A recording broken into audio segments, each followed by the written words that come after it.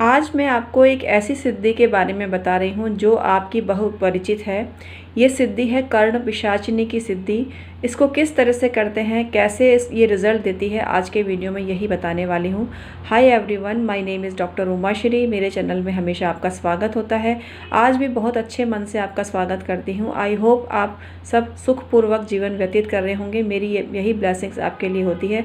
तो आज का वीडियो शुरू करते हैं जो कर्ण पिशाचिनी पे केंद्रित है। कर्ण पिशाचिनी बेसिकली गोरख पंथ की एक शक्ति है जो वाम मार्गी पंथ में प्रचलित है।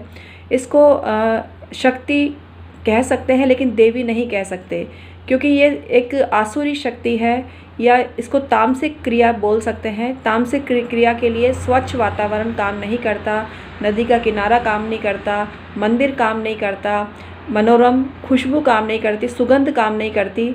इसको जो चीज़ चाहिए, अगर वो चीज़ आप इसको देते हैं कर्ण पिशाचिनी को, तो वो आपके कान में आकर फुसफुसाकर आपको सब बात बता देती है उस व्यक्ति के बारे में जो अपने बारे में आपके पास भविष्य जानने आया है।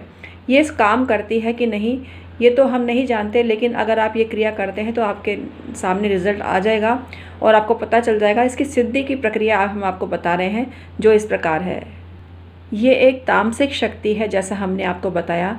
तो किसी पवित्र भाव का इस पे प्रभाव पड़ते ही ये गायब हो जाती है और अपना काम करने में समर्थ नहीं होती है। पवित्र भाव, अच्छी सोच इसके लिए नकारात्मक होती है और ये वहाँ से पलायन कर जाती है और अपना काम नहीं कर पाती है। कर्ण पिशाचिनी कान में आकर किसी के भी बारे में बता सकती है जो ज्योतिषी के पास कुछ जानने के लिए आया है। अक्सर कई लोगों के लिए कहा भी जाता है कि उन्होंने कर्ण पिशाचिनी को सिद्ध कर लिया है। वो प्रेजेंट बता देते हैं लेकिन भविष्य बताने में सक्षम नहीं हो पाते, क्योंकि हर चीज़ की कुछ लिमिटेशन होती है, हर विद्या की कुछ लिमिटेशन होती है। एक चीज़ अच्छी कर रखी है सिद्धि, लेकिन उस सिद्धि को भी वो लाभ के काम में नहीं ले पाते हैं। ऐसा हमने कई जगह देखा है। इस शक्ति को पिशाचिनी नाम दिया है। पिशाचिनी यानी अति तामसिक शक्ति। अति तामसिक शक्ति है ये, और तामसिक शक्ति स्वच्छ वातावरण में सिद्ध नहीं होती, उसको कुछ और ही वातावरण चाहिए होता है। अगर उस वातावरण को आप उसको देते हैं तो वो आपके से सिद्ध हो जाती है और आपके कानों में आकर उसका भविष्य बताती है, जो आपके द्वारा अपना भविष्य जानने का इच्छुक है। एक्चुअली कुछ लोग ये भी कहते हैं कि जो साधक होता है वो इतना सिद्ध कर लिया होता है अपने आप को, उसकी मानसिक शक्तियाँ जागृत होती हैं और उन मानसिक शक्तियों के प्रभाव से उसके खुद के ही दिमाग में ये प्रश्न जिसका जवाब वो जानना चाहता है, खुद के ही कानों में वो आवाज़ गूंज जाती है। ऐसा भी कुछ लोग बोलते हैं।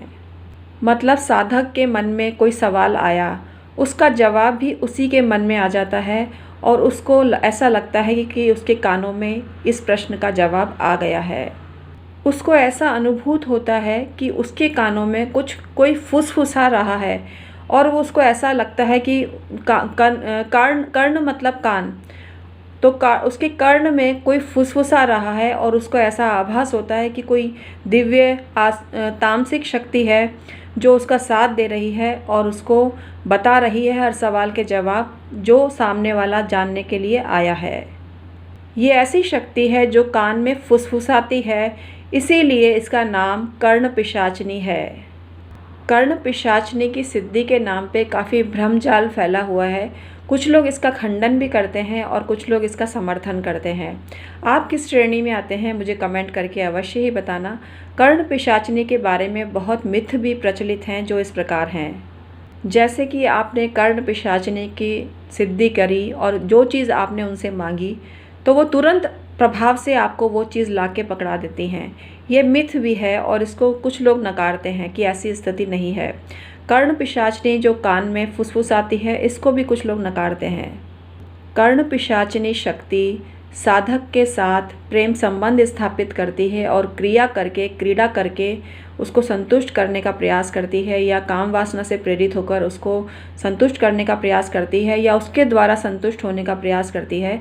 ये भी कुछ लोग नकारते हैं कि मिथ्या है, मिथ है, तो इस पर विश्वास नहीं करना चाहिए। वास्तव में कर्ण पिशाचिनी एक मानसिक शक्ति है जिसको कुछ क्रिया द्वारा जागृत किया जा सकता है। साधक उसके द्वारा जो कुछ भी जानना चाहता है, मानसिक शक्ति उसको उत्तर देती है और उसको ऐसा लगता है कि कर्ण पिशाचिनी उसका साथ दे रही है। ये भ्रम भी हो सकता है, यथार्थ भी हो सकता है। कर्ण पिशाचिनी की सिद्धि करने के लिए एकांत स्थान चाहिए होता है और एकांत स्थान वट वृक्ष के समीप हो तो श्रेयस्कर होता है कर्ण पिशाचिनी की सिद्धि के लिए। पर मेन उद्देश्य यह है कि तामसी वातावरण होना अनिवार्य है, तभी ये सिद्धि होती है। लाल या काला रंग का आसन ले सकते हैं। वस्त्र लाल या काले हो सकते हैं। टीका सिंदूर का लगाया जाता है। इनको जो सिद्धि करने की क्रिया होती है वह अर्धरात्रि के बाद की जाती है। इनको सिद्ध करने के लिए अमावस्या तिथि श्रेयस्कर बताई गई है। तो अमावस्या आ रही है, हालांकि हम आपको प्रेरणा नहीं दे रहे हैं और हम डिस्क्लेमर दे रहे हैं कि हम आपको मार्गदर्शन दे रहे हैं। हम कभी भी इस क्रिया के पक्ष में नहीं हैं। हम आपको प्रेरित कभी नहीं करते हैं कि हमारे द्वारा आपको बताई गई क्रिया आप करें, क्योंकि इससे फ़ायदे की जगह आपको नुकसान भी हो सकता है।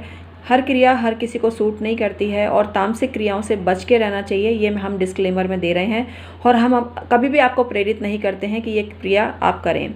हम आपको जानकारी भर दे रहे हैं, इससे अधिक कुछ भी नहीं है। अमावस्या के अलावा शुक्ल पक्ष की द्वितीया के दिन भी ये सिद्धि की जाती है। इसके मंत्र जाप 1.25 लाख की संख्या में किए जाते हैं और दशांश हवन किया जाता है।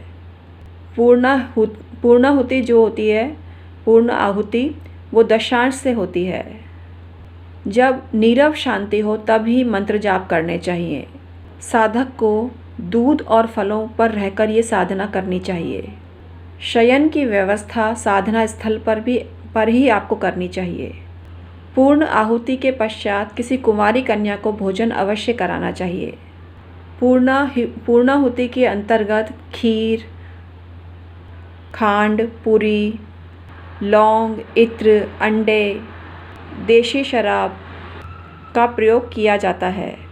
इसके बाद स्त्री के लाल वस्त्र अर्पित करने चाहिए और श्रृंगार का सामान भी अर्पित करना चाहिए। कर्ण पिशाचिनी की सिद्धि की एक विधि मैंने आपको बताई, अन्य विधियां भी हैं, वो बहुत सारी विधियां हैं इनको सिद्ध करने की। तो अन्य वीडियो में नहीं बताऊंगी ये मतलब आपको विधि, एक ही पर्याप्त है। और साधना के लिए मैं आपको प्रेरित नहीं करती हूँ, इसका खंडन करती हूँ कि आप ये इस पचड़े में मत पड़िए। ये जो सिद्धियाँ होती हैं तांत्रिकों के लिए होती है और तांत्रिकों से ही ये सिद्ध होती है। तो इसके लिए आप प्रयास ना करें, मेरी सजेशन ये है आपको। आगे आप खुद अपनी मर्ज़ी के मालिक हैं, आप अपनी मर्ज़ी से ये सिद्धि करते हैं तो ये जिम्मेदारी आप ही की होगी, मेरा इसमें कोई रोल नहीं होगा। तो आज के वीडियो में मैंने आपको कर्ण पिशाचिनी सिद्धि के बारे में बताया। ये एक तामसिक सिद्धि है जो वाम मार्ग की देन है और गोरखनाथ पंथ में इसको गोरखनाथ पंथ की शक्ति के रूप में जाना जाता है। तो आज का वीडियो इतना ही था। आई होप आपको पसंद आया होगा।